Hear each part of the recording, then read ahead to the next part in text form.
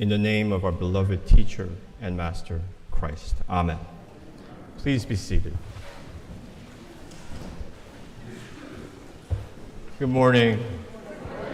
How good to be with you. So we are confronted with a very dreadful set of readings today. We got in Jeremiah, you have God as the potter who reserves the right to smash a pot back into a lump of clay if it's gone wonky. And we have Paul sending back a slave to his master rather than setting him free. And Jesus, we see him holding nothing back in telling the crowds that it's going to cost them everything to follow him. It's really hard going, this stuff. I mean, and it's it's not good PR. I mean, for God, or if increasing membership is your agenda, it's not, doesn't really do it. And so there's undoubtedly a place, an important and a necessary place for this kind of truth-telling or tough loving. Call it wrathful compassion, fierce compassion that shakes us free from our habituated complacency and blindness. And one preacher I heard when I was in college, he expressed it like this: the church is no place for sissies. And he meant it in a good way. And surrendering oneself, we've talked about this often, and I also say it often, surrendering oneself wholly to God and the way of Christ. It's a basic condition for receiving the life that God offers. And it's also a daily practice that we're invited to take up so that we can center ourselves in God. Because the biblical witness, the story that we inherit in the tradition of our faith, the basic point is if you don't make God the first priority, something else is going to fill that place. And it will be an inferior, lesser good. And whether we can tell or not immediately, down the line, it's going to bring us pain and suffering and dissatisfaction. But why? Why should anyone give themselves over completely to God?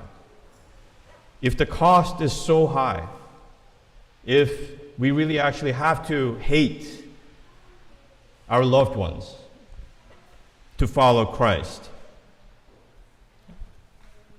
what's the payoff?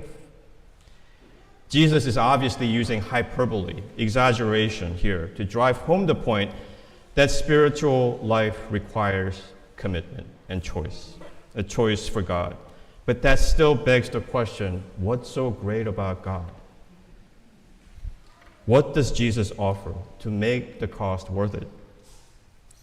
The story of the early 20th century philosopher, the French philosopher named Simone Weil, might offer a clue. Weil was a person with a profound sense of compassion for people who suffered, and she dedicated herself to being in solidarity with people who were suffering. And she did everything she could to seek justice, the love of neighbor in her life, in her society.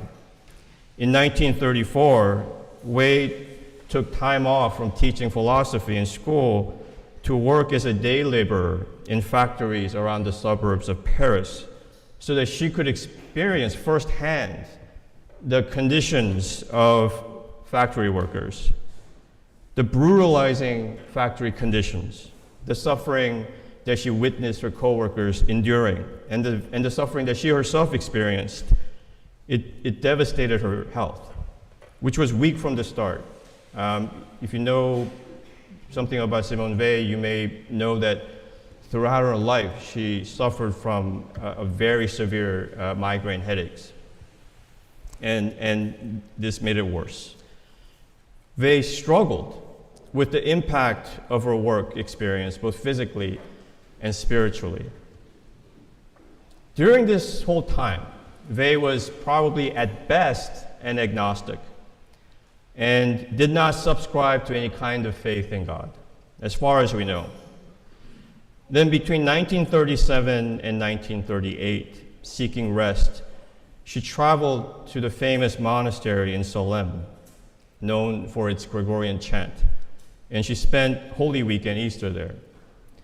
And she met an English Catholic who introduced her to George Herbert, the Anglican priest and poet, and specifically to the poem Love, which she learned by heart and began reciting to herself, especially when violent headaches afflicted her. And she writes about that experience in her spiritual autobiography. She says, "I make myself say it over, concentrating all my attention upon it and clinging with all my soul to the tenderness the poem enshrines. I used to think I was merely reciting it as a beautiful poem, but without my knowing it, the recitation had the virtue of a prayer. It was during one of these recitations that Christ himself came down and took possession of me. In my arguments about the insolubility of the problem of God, I had never foreseen the possibility of that, of a real contact, person to person here below, between a human being and God. I felt in the midst of my suffering the presence of a love, like that which one can read in the smile on a beloved face." Simone Weil lived during the rise of fascism in Europe. In her short life, she participated on the Republican side in the Spanish Civil War. And World War I and World War II both occurred while she was alive. She was one of the few European thinkers to see and predict with clarity the consequences of fascism and the war that it would precipitate. Suffering the tribulations of her times and her personal struggles with illness stripped Simone Weil of her sense of identity and mooring in the world.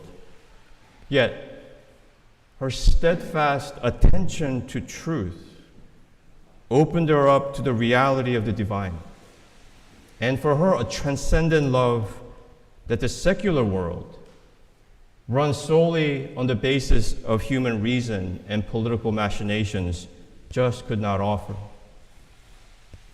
She has seemingly lost everything, but the loss led her unexpectedly to discover an inviolable source of life and meaning. Well, you might say, not many of us have the kind of special religious experience that Simone Weil had. That's fair.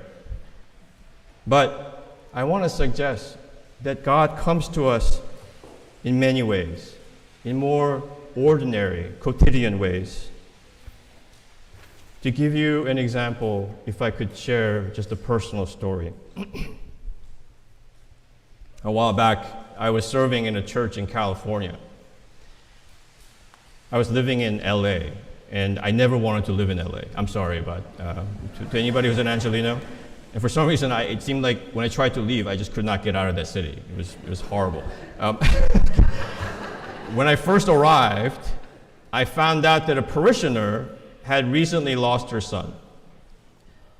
A smart and a successful young man, her son appeared to be in fine form.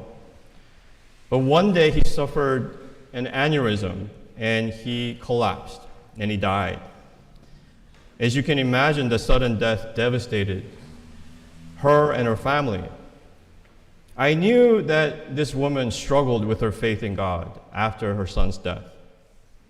But over time, I saw that she continued to come to church.